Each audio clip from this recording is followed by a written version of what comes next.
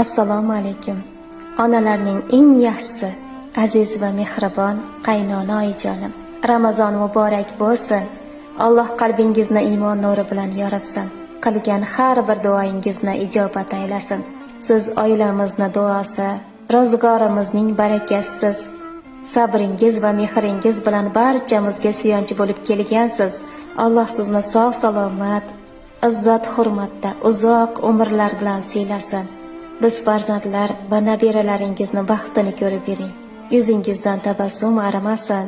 Tutgan ro'zangiz, qilgan ibodatlaringiz Alloh dargohida qabul bo'lsin. Ko'nglingiz doim xotirjam, qalbingiz esa shukrga to'la bo'lsin. Ramazoningiz muborak bo'lsin, oyijon.